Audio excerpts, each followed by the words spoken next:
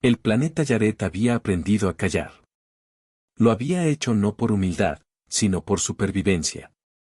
Donde antes hubo ciudades que tocaban las nubes y carreteras que brillaban con la memoria de millones, ahora quedaban huesos de metal y polvo que la luz solo atravesaba a medias. La niña caminaba entre esas ruinas con una normalidad que sorprendía al viento. No tenía miedo del silencio, le parecía un compañero antiguo, un testigo que le guardaba historias rotas. El primer elemento para recordar era simple, la gente no hablaba ya de los invasores como de un ejército. Los llamaban la marea. Y la marea llegaba como una sombra que mecía planetas. Sus naves eran lenguas de sombra y su comprensión del universo había borrado mundos enteros como si fuera un lapso en un libro viejo. Sobre Yaret, la marea había dejado cicatrices que aún brillaban, pequeñas costras de radiación y huesos de titanio retorcido. Entre esos huesos, la niña había encontrado un refugio. Ella tenía un nombre que nadie mencionaba en voz alta cuando el temor patrullaba. Era una niña hecha de costuras, prendas remendadas, manos sólidas y ojos que no se asustaban de las sombras. Caminaba siempre con un pequeño cuaderno cosido al costado, donde dibujaba constelaciones como si estuviera reinventando mapas. La gente del enclave, si se podía llamar así a un corro de almas en cuevas de hierro, la veía como una curiosidad, un vestigio de inocencia. La niña, sin embargo, tenía una brújula que no aparecía en los instrumentos, una curiosidad que se transformaba en osadía. El rumor del alien apareció en el borde del asentamiento como un rumor de polvo, un ser que no pertenecía a la marea, solitario, grande, con ojos como lunas. Los adultos decían que era peligroso, los niños decían que daba miedo.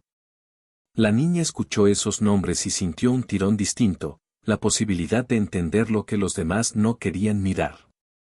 Caminó hacia la llanura donde, según los relatos, algo vivía. No fue la valentía heroica de las historias, sino la paciente punzada de quien no ha conocido otra comida que las preguntas. A cada paso, el planeta le respondía con sonidos pequeños, un chasquido metálico, el quejido de una puerta que el viento aún recordaba cerrar. El eco de algo que tal vez fue un piano y ahora era solo una barra hueca contra el cielo. Ella avanzó hasta el borde de una estructura colapsada y se asomó. En la sombra, algo se movía con la lentitud de quien no desea alarmar. No era la marea, su figura no tenía la geometría afilada de las naves enemigas. Era grande, deslizándose con una gracia que sugería inteligencia, no mera bestialidad. Sus costillas brillaban con bioluminiscencia apagada, como cicatrices terrestres que habían aprendido a brillar. Cuando sus ojos se posaron en la niña, hubo un intercambio de medidas, una evaluación que duró un latido y luego otro. Ella no retrocedió. Estiró una mano con la calma de quien ofrece una hoja a una paloma. La primera vez que hubo contacto, no hubo gritos ni disparos. Hubo un silencio más profundo, como si el planeta mismo contuviera el aliento. La criatura inclinó la cabeza y permitió que la niña tocara su piel, fría como piedra mojada. Su respiración, o lo que se percibía como respiración, emitió un susurro grave que, de algún modo, la niña entendió como una canción de cuna ajena. No era comunicación hecha de palabras, era más primitivo, más esencial, una confirmación de presencia. El encuentro fue breve. La criatura se desvaneció entre las sombras como quien regresa a su madriguera. La niña, en cambio, volvió con una nueva certeza en los ojos, la soledad también podía ser compañía si se sabían los códigos. Ella supo que había algo distinto en ese alien, un destello de tristeza contenida que, de forma absurda, le recordó las historias de los ancianos sobre la tierra. Sobre guerras antiguas y canciones olvidadas que flotaban en transmisiones rotas. No lo contó de inmediato, guardó su secreto como quien guarda un fósil cálido contra el frío. El enclave observaba desde lejos, preguntándose si el miedo que los había conservado podría ahora ser la antorcha que los consumiera. La niña, por su parte, comenzó a visitar la llanura en silencio, dejando junto a las huellas restos de comida, un fragmento de tela, un pequeño dibujo. La criatura los aceptaba sin violencia, con la tolerancia de quien entiende el lenguaje de las ofrendas. Poco a poco surgió algo parecido a una amistad, una relación que desafiaba el temor impuesto por generaciones.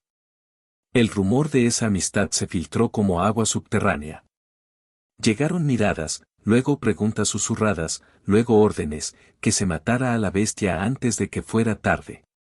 La niña negó con la cabeza, y en su negación se apretó la promesa a sí misma de no traicionar lo que había descubierto. Pero los recuerdos de la marea eran largos, no se olvidaban con la rapidez de los sueños.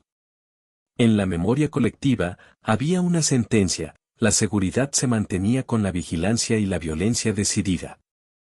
La criatura solitaria no era un arma ni un mensajero, era, sencillamente, un ser. Y los seres aislados pueden ser puentes o bombas. El equilibrio pendía del gesto más pequeño, una mano extendida, una decisión, un arma en silencio. Cuando el comandante del enclave divisó la figura en el paso de la niña, su rostro endureció como corteza quemada. Él recordaba lo que la marea hizo, cómo se llevó a quienes se cruzaron en su camino, cómo transformó la luz en sombra. Su deber era proteger, no entender. Una noche, mientras la luna raspaba la corteza de hierro del planeta, la niña encontró al alien herido.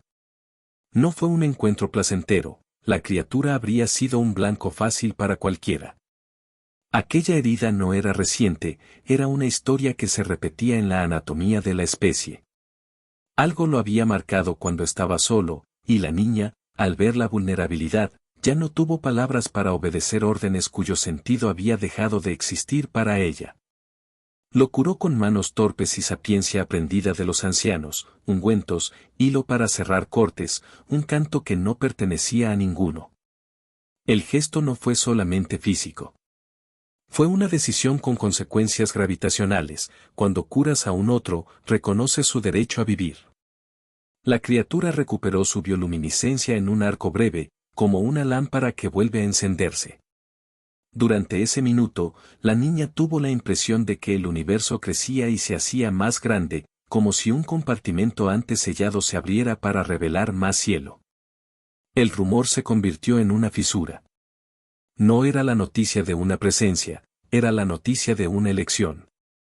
El comandante lo entendió así, y su cara se tensó porque las decisiones que salvaban a unos ponían en aviso a muchos. La protección requiere sacrificios, le habían enseñado. La niña, mientras tanto, ya sospechaba que algo mayor se movía. La marea no era un mito que solo devoraba planetas, era un juicio que sospechaba la vida misma. Su amistad con la criatura soltaba un eco que la marea, monitorizando las fronteras, no tardaría en percibir. El contacto, en su inocencia, había encendido una alarma mayor. Y en el silencio del planeta, aquella alarma comenzó a sonar. El silencio se volvió un grito entre las estrellas. La llegada de la noticia fue una sombra más fría que cualquier otra: transmisiones captadas por satélites olvidados, un patrón extraño en las estaciones de escucha. La marea navegaba la oscuridad con la seguridad de quien sabe su propio hambre. Para el comandante del enclave, la pregunta dejó de ser filosófica, la opción de esconderse ya no era suficiente. Era momento de reconstruir la sombra de la humanidad, no como un gesto de odio, sino como una obligación de memoria. La infraestructura que quedaba a medias se convirtió en taller. En cavernas acondicionadas, viejos ingenieros desempolvaron manuales y encendieron hornos. Construyeron naves pequeñas, rápidos y astutas, no para ganar una guerra, sino para sobrevivir a un encuentro. Sus armas no eran ideales, eran trampas, imaginación convertida en acero. Los niños que antes dormían a la intemperie aprendieron a atornillar. Las mujeres que habían sido maestras recordaron el nombre de las constelaciones. Cada gesto tenía algo de liturgia, la humanidad que se encolumnaba detrás de una tarea con la misma fe con la que otros rezan. La niña y la criatura se convirtieron en un secreto que daba forma a otro secreto mayor: la convicción de que los humanos podían ser más que víctimas. Esa convicción era contagiosa. Algunos jóvenes, cansados del silencio, comenzaron a unirse a las patrullas. Bajas provisionales en las filas los forjaron como una comunidad que había aprendido a convertir pena en resistencia. La música de la vieja tierra, fragmentos de piano transmitidos a través de transmisores dañados, se escuchaba de nuevo en los pasillos, eran ecos que estiraban el corazón más allá del miedo. El comandante, un hombre cuya voz había perdido suavidad por el peso de las decisiones, no dejó de vigilar. Había sido soldado cuando la marea llegó por primera vez a los bordes del sistema, y guardaba imágenes en la mente, ciudades desvanecidas, banderas ardiendo, niños que miraban a los cielos como si pidieran clemencia. En su memoria había una canción infantil que su madre le enseñó antes de que las rutas se cerraran, una tonada pequeña, un hilo de piano que sonaba a esperanza. Cuando las noches eran largas, la tarareaba en privado, una pequeña ancla para no pensar en todos los nombres de los que ya no estaban. La niña, por su parte, comenzó a entender que su secreto era un puente. La criatura se mostró curiosa por las reparaciones y por las máquinas. No absorbió las herramientas con hostilidad, las miró con un interés que se parecía a la admiración. En una de sus visitas al taller, la criatura tocó una vieja placa de navegación con sus dedos bioluminiscentes. La pantalla chisporroteó, y por un instante, en su superficie, apareció una constelación que la niña reconoció del cuaderno, la marca de una ruta que los humanos habían abandonado. Ese instante fue revelador. El alien no era un cazador solitario sin historia. Tenía una geografía personal, memorias que rebotaban en su piel bioluminiscente. Su especie no necesariamente había sido parte de la marea, algunos de los suyos eran arrastrados por la corriente, otros la desafiaban. En la criatura había rastros de una cultura que amaba, que perdía y que intentaba curar. Para la niña, la certeza fue simple, si una especie podía ser enemiga, podía también ser aliada. Mientras el enclave reparaba naves y tejía alianzas, el planeta comenzó a emitir señales alejadas de su desesperación. Los viejos buques sucios de la humanidad, escondidos en astilleros y cuevas orbitales, se limpiaban con manos amables y sentían de nuevo la posibilidad del espacio. Jinetes de hierro que un día habían querido tragar la noche ahora se armaban con artefactos caseros, minas de gravedad, drones de sonido, redes que confundían los sensores enemigos. No era la tecnología más avanzada, pero era humana, inventiva en tiempos de pérdida. En los relatos que se contaban junto a los fuegos, la niña y su alien solitario ya no eran solo un cuento. Se transformaron en una fábula colectiva sobre la posibilidad de redención. Si una niña podía tocar a un ser temido y no morir, entonces la humanidad podía intentar algo más. Había un aumento de osadía que se reflejaba en pequeños actos, jóvenes que patrullaban hasta más lejos, cocinas que compartían raciones con quienes los ayudaban a reparar los barcos. Maestros que enseñaban códigos de guerra junto a historia y canto. La preparación, sin embargo, no borró la fragilidad. Cuando la marea detectó una anomalía en Yaret, una firma que no concordaba con sus mapas, envió patrullas de reconocimiento. No lo hicieron por venganza inmediata, la marea estudiaba posibilidades y decisiones estratégicas. Pero su atención sobre Yaret significó que cada visita de la niña a la llanura podría volverse la primera chispa de una conflagración. El comandante vio en los patrones repetidos de la marea la precisión de un depredador: apunta, aprende, consume. La niña aceptó el riesgo porque, en su lógica, la verdad tenía más valor que la seguridad. Enseñó a la criatura a reconocer sonidos, a entender que algunas luces venían de manos amigas. En uno de esos ejercicios, la criatura trajo consigo una pequeña piedra que brillaba con un tinte ajeno. La niña la guardó en su cuaderno como si fuese un talismán, y cada noche la colocaba bajo la almohada para dormir con una certeza: no estaba sola. Fue durante una noche de viento espeso cuando la marea envió su primer aviso real, una sombra inmensa que cruzó el cielo y dejó un frío en los huesos. No fue una invasión total, aún, pero fue una prueba. Unas cuantas naves de reconocimiento descendieron como aves metálicas, buscando señales, clasificando, descartando.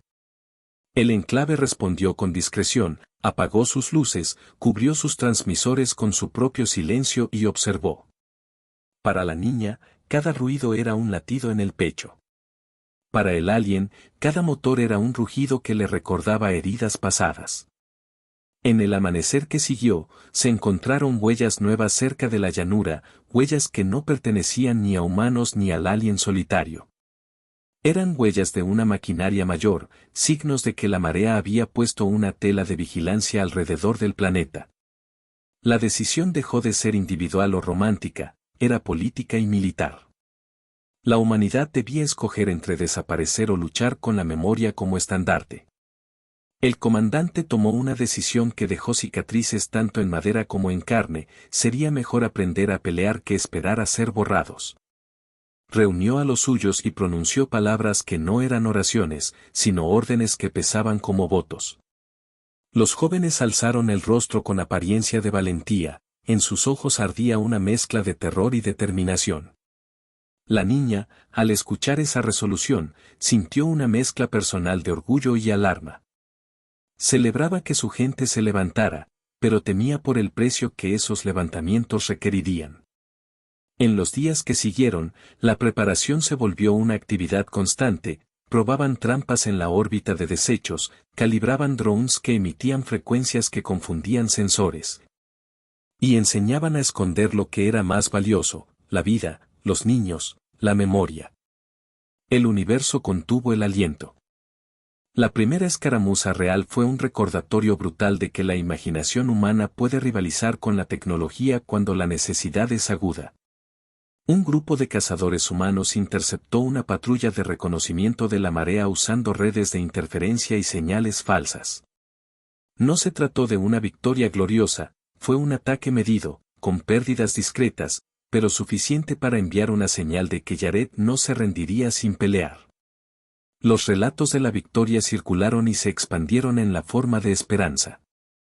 A partir del éxito inicial, la humanidad comenzó a aprender tácticas nuevas, adaptadas a su situación: emboscadas en cinturones de escombros, minas que explotaban con ruido sónico más que con calor, trajes de camuflaje que imitaban la radiación del vacío.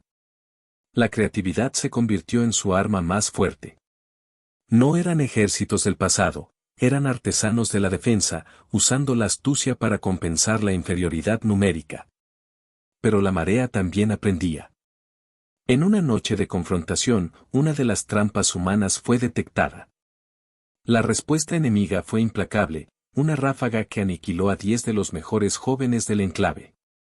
Las pérdidas se sintieron como un terremoto emocional: madres que volvieron a cubrir urnas, amigos que ya no estaban para reír en las cocinas.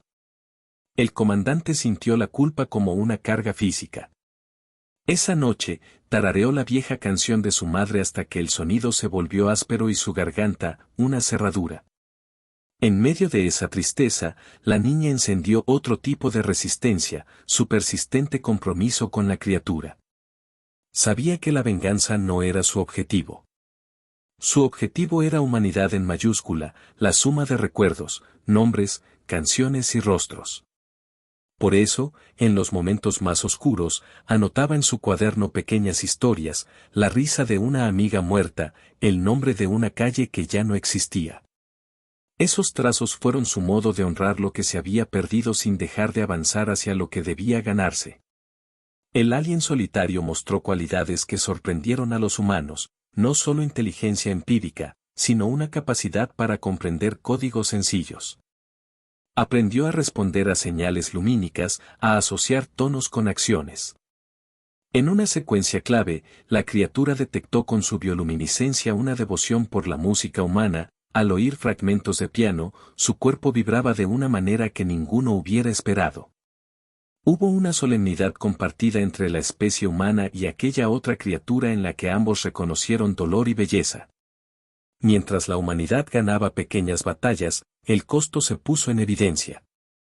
Familias enteras se vieron desgarradas por la necesidad de luchar. En un episodio que marcaría la moral de la comunidad, una joven patrulla decidió sacrificar su nave para permitir la fuga de civiles. No hubo alardes, solo un acto frío y necesario. La explosión fue una estrella que cayó cerca, y en su luz la comunidad recitó una lista de nombres como una oración laica.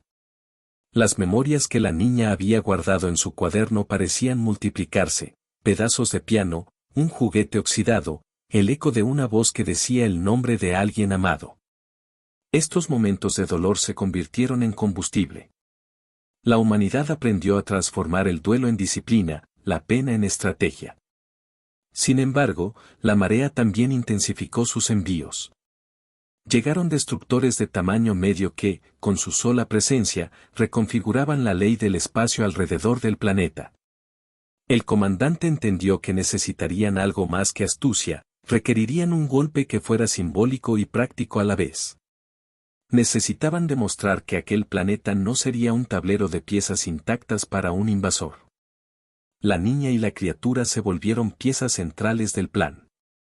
Su relación, en apariencia inocente, ofrecía una ventaja no prevista: la marea, con su brutal lógica, aún demostraba fallas en la lectura de especies que no se subordinaban a su patrón. La humanidad decidió usar eso a su favor. Bajo la dirección del comandante, se ideó una maniobra arriesgada: exponer deliberadamente una pista que llevara a una trampa. No era una venganza por sí misma, era una apuesta educada a la curiosidad del enemigo. Preparar la trampa implicó sacrificio. Algunos voluntarios sabían que no saldrían, que sus cuerpos serían la razón por la cual otros pudieran vivir. Se programaron rutas falsas, se diseñaron señuelos y se colocaron minas que explotaban en secuencias que confundían sensores. Al mismo tiempo, la niña seguía alimentando la relación con la criatura, enseñándole a reconocer ciertas señales que, en la práctica, permitirían guiar a la marea hacia los lugares donde las trampas les esperaban. El día de la operación, el cielo se llenó de figuras: naves que zumbaban como insectos, destellos que convertían la noche en día. La trampa funcionó, pero no sin un precio. Un grupo de héroes anónimos quedó atrapado, sacrificándose para activar la red de detonaciones. La explosión que siguió no fue solamente física, fue un grito que rasgó la noche y dejó una estela de humo y metal. Entre las pérdidas, hubo un viejo músico que había enseñado a los niños a tocar el piano con las uñas. Su último acto fue poner un fragmento de melodía en la señal de las minas, una cadencia que la marea nunca olvidaría. Cuando la humareda despejó, la victoria fue agridulce. Habían ganado tiempo y habían herido a la marea, pero habían pagado con vidas. La chica lloró en silencio por los nombres. Su cuaderno ahora contenía más que constelaciones, contenía epígrafes, pequeñas notas que funcionaban como epitafios. Esa mezcla de triunfo y pena fortaleció a la comunidad. La narrativa que se tejía ya no hablaba solo de resistencia, hablaba de precios que valían la pena. En los días posteriores, la marea ajustó sus patrones. Ya no se contentaba con exploraciones, comenzó a llevar artillería que exigía respuestas más contundentes. El comandante ordenó que la humanidad pasara de estrategias defensivas a una acción más audaz, un ataque directo a una nave de transporte de la marea que serviría de símbolo y de punto de palanca. No era solo por la victoria militar, era por el mensaje a los posibles aliados en silencio: la humanidad estaba dispuesta a recuperar su dignidad. Los dolores que se experimentaban no eran solo físicos.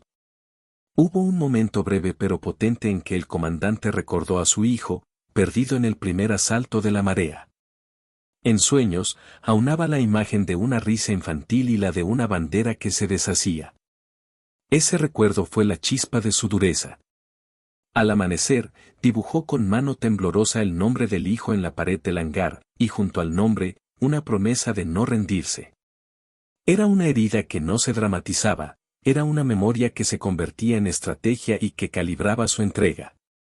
Los humanos se prepararon para algo mayor. Forjaron alianzas tímidas con otras colonias desperdigadas, compartieron coordenadas, intercambiaron códigos. La marea no era invencible si se enfrentaba con la suma de voluntades. Pero la batalla que venía exigiría lo mejor de la humanidad: ingenio, valentía y, sobre todo, voluntad para sacrificar lo amado por algo superior. Los humanos no rezan. Actúan. El día de la gran confrontación amaneció como una pintura rota, humo, metal y la aurora teñida de rojo. La flota humana, pequeña pero decidida, emergió de los astilleros en una formación que parecía más una banda que una armada. Su objetivo, interceptar un transportador de la marea que llevaba recursos críticos y, posiblemente, un comando avanzado. La maniobra era arriesgada, y todos lo sabían. La niña, que ya no era la misma que en las primeras páginas del cuaderno, se encontraba en la delgada franja entre ser símbolo y ser parte activa. Había crecido con heridas, con un entendimiento de que la amistad no era un lujo sino una herramienta política. Subió a una de las pequeñas naves de abordaje con la criatura a su lado, cubierta por una red de camuflaje que la hacía parecer una sombra entre sombras. No eran trozos de heroísmo romántico, eran elementos prácticos de una operación meditada por manos exhaustas. La batalla se desplegó con la violencia de un fenómeno natural. La nave humana se deslizó hacia el transportador enemigo con la precisión de quien conoce la geometría del sacrificio. Explosiones estallaban en patrones que parecían coreografías de destrucción. Barcos más grandes de la marea respondían con descargas que convertían en cenizas naves enteras. En esa carnicería, se distinguían actos pequeños y poderosos, un equipo humano que inmovilizó sensores con una trampa sonora, un piloto que abandonó su nave para repararla en plena caída. Un anciano que entregó su casete con música para que sonara como señuelo. La criatura que acompañaba a la niña demostró tener un papel innegable. Sus habilidades para percibir fluctuaciones que los sensores humanos no captaban permitieron encontrar puntos ciegos en la defensa enemiga. Guiados por sus indicaciones, los abordadores espaciales llegaron a una esclusa vulnerable. Lo que siguió fue una secuencia que mezcló lo físico con lo simbólico. La niña entró con la criatura y un puñado de valientes, enfrentando un corredor que olía a ozono y metal caliente. En su pecho, la niña llevaba el cuaderno con las historias, no era un objeto inerte sino un talismán que la conectaba con todo lo que se había perdido. El abordaje fue brutal y sobrio. Las fuerzas de la marea que defendían el transportador no eran monstruos sin alma, eran oponentes con disciplina, con el mismo instinto de supervivencia que cualquier criatura. Sin embargo, en el calor del combate, la humanidad encontró la manera de convertir su fragilidad en ventaja. Los atacantes explotaron la compasión humana por la vida, dejaron abiertas rutas de escape donde esperaba una emboscada, utilizaron sonidos que evocaban recuerdos humanos para distraer y, en un giro inesperado, liberaron gases que la marea no asociaba con amenaza. En el clímax del conflicto, cuando la victoria parecía una posibilidad a la vez dulce y terrible, la criatura hizo algo que nadie había previsto. Se colocó entre una explosión inminente y la chica, absorbiendo el impacto con su cuerpo. Fue un acto de sacrificio que trastocó la definición de la alianza. Sus bioluminiscencias parpadearon con violencia y luego se apagaron. En su último estertor, emitió un pulso que desorientó los sistemas enemigos lo suficiente para que los humanos tomaran control. El precio fue altísimo, la criatura quedó inmóvil, su talla enorme en el corredor como una estatua de pérdida. La niña, arrodillada junto a su compañero, entendió que la victoria que buscaban no sería la misma si no terminaban con las cadenas que la marea imponía. Lloró sin ruido junto al cuerpo, y su llanto fue el latido de un pueblo que había perdido, otra vez, algo querido. La luz de las bioluminiscencias se extinguió, pero no antes de liberar un pulso que dejó a varios sistemas enemigos fuera de combate. El comandante, viendo la escena por una transmisión, comprendió que la alianza había adquirido una profundidad que no cabía en los manuales de guerra, se habían encontrado con un otro dispuesto a dar la vida por ellos. Con el apoyo de esa oportunidad arrancada por el sacrificio, los humanos aprovecharon la confusión y tomaron el control del transportador. Descubrieron en su interior no solo materiales, sino también prisioneros, seres de otras colonias que la marea había capturado y que ahora, con la victoria humana, recobraban la esperanza de volver a casa. Entre los prisioneros había un grupo de científicos que, al reunirse con los humanos, ofrecieron conocimiento instrumental, esquemas que podrían potenciar las defensas planetarias y técnicas para alterar sensores enemigos. La victoria fue, no obstante, un vaso con hielo. La marea reaccionó con furia aprendida. Su respuesta fue la de quien no perdona una afrenta, envió una unidad de purga que descendería con la intención de barrer cualquier resistencia organizada. El planeta, que había conocido por un momento el fulgor de la esperanza, ahora se enfrentaba a la posibilidad de un castigo final. El comandante, desgarrado entre la alegría por los prisioneros liberados y la previsión de una ofensiva mayor, ordenó repliegues y consolidaciones. Todo se puso en juego. En esa penumbra que precede a la tormenta, los humanos se reunieron para recordar a los que se habían perdido. En un acto de memoria sencillo, tocaron el viejo piano del músico que había muerto en la trampa, dejando que las notas flotaran como señales que marcaban quiénes eran. La niña, aún con el cuerpo temblando por la pérdida de su amigo Alien, escribió en su cuaderno los nombres de los prisioneros liberados y los de los caídos. Sus trazos eran pequeñas antorchas que sobrevivían a la catástrofe. La marea, avisada de la derrota parcial, lanzó su verdadero peso. Un destructor de escala mayor apareció en el firmamento, eclipsando la luna y proyectando sobre el planeta una sombra implacable. Su llegada no fue un acto militar aislado, fue un mensaje: la marea impondría su ley mediante la fuerza absoluta si encontraba resistencia. Sus armas no solo destruyeron metal, destruyeron la idea misma de refugio. La batalla final que definió la supervivencia del planeta se libró entre el odio que la marea albergaba por cualquier independencia y la obstinación humana por existir. La retórica de la guerra fue reemplazada por la acción pura: naves pequeñas que se sacrificaban por campos de minas desplegados en la órbita, pilotos que se estrellaron contra antenas para cegarlas, y un enjambre humano que se comportó como un organismo único. Fue una danza febril, cruel y hermosa en su desesperada estética.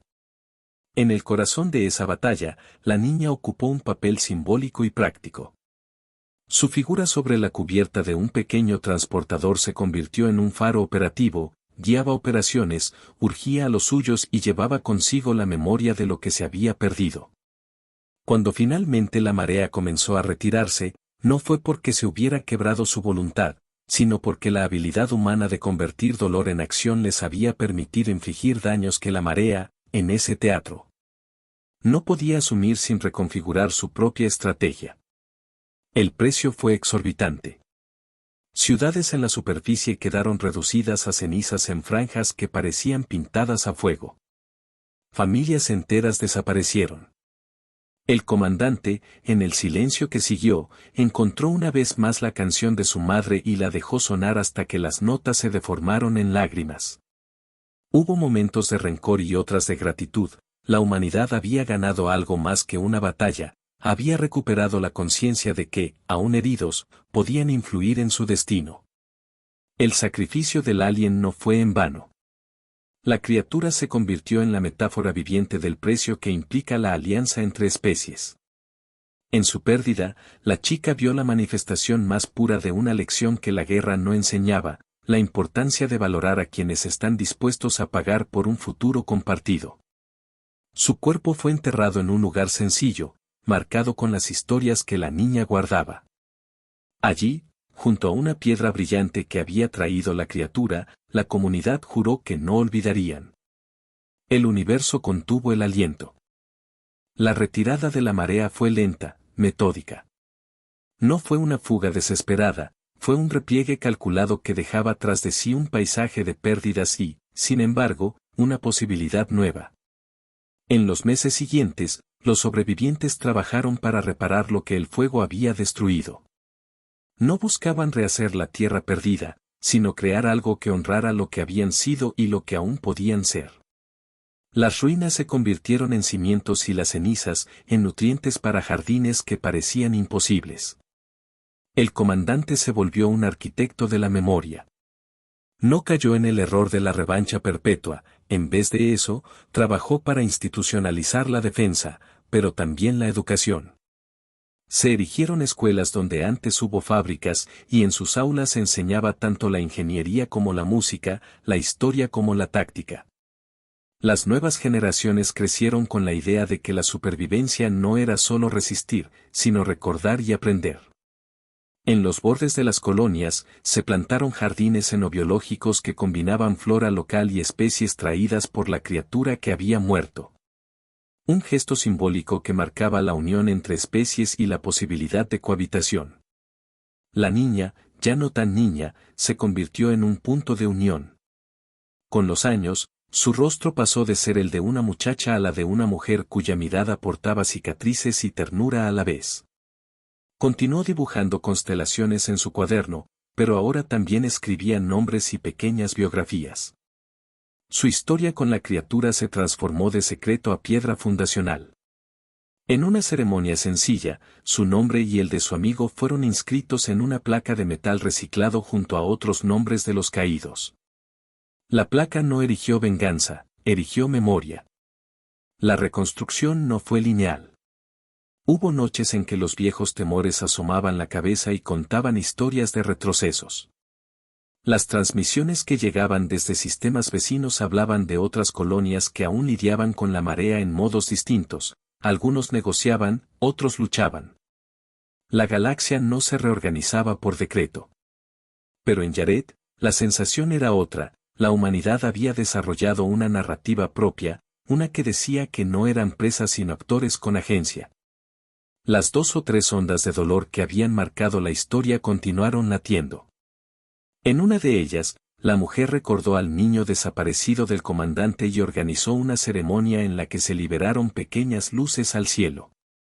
Era una forma sencilla de hablar de la pérdida, las luces flotaron y se hicieron diminutas constelaciones, pequeñas reescrituras del cielo. Fue una noche de nostalgia que no buscaba consuelo, sino presencia. En otra, la mujer tocó el piano del músico que había muerto en la trampa y dejó que la melodía flotara hasta mezclarse con el viento.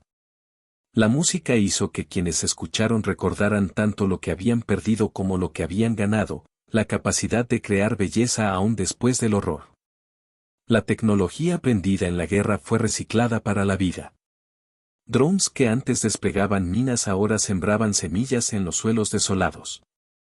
Sistemas de interferencia que confundían sensores enemigas se reutilizaron para proteger las rutas de comercio y de migración. La ingeniería humana mostró que su mayor virtud no era solamente destruir mejor que el enemigo, sino transformar lo que la guerra les enseñó en herramientas para la paz. Las naves que una vez se escondieron en cuevas ahora servían para llevar ayuda a colonias pequeñas, para intercambiar historias y para cartografiar lugares donde la marea ya no pasaba. Los científicos liberados del transportador enemigo ayudaron a crear redes de alarma que alertaban a sistemas cercanos cuando la marea se aproximaba con intención predatoria. Se tejió una red de resistencia que no era militar únicamente, sino también cultural, comunicación, educación y la preservación de las lenguas que la marea había intentado borrar. La mujer que una vez fue la niña caminó por la llanura donde conoció a su amigo, ahora con el cabello trenzado y con manos que sabían tanto de curar como de dirigir. Allí, plantó un jardín que mezclaba semillas humanas y xenoflora traída por aquellos que habían entendido la valía de la diversidad. Cada planta era una promesa, no permitir que la soledad ajena se convirtiera en excusa para la violencia. En la plaza central del nuevo asentamiento se erigió un mural, no era un himno belicoso, sino una narración pictórica de aquello que la humanidad había vivido y de la elección que había tomado. La niña y su amigo aparecían en una esquina del mural, tomados de la mano, no en un gesto de dominación, sino de reconocimiento. Sobre el mural, una frase sencilla, que la memoria es el fundamento de la dignidad. La marea no desapareció del todo. En algunas coordenadas continuó atacando y en otras exploró nuevas formas de control. La victoria de Yaret fue la primera de muchas pruebas que demostrarían que un invasor puede encontrar resistencia donde menos lo espera, en comunidades que recuerdan, en mujeres y hombres que transforman.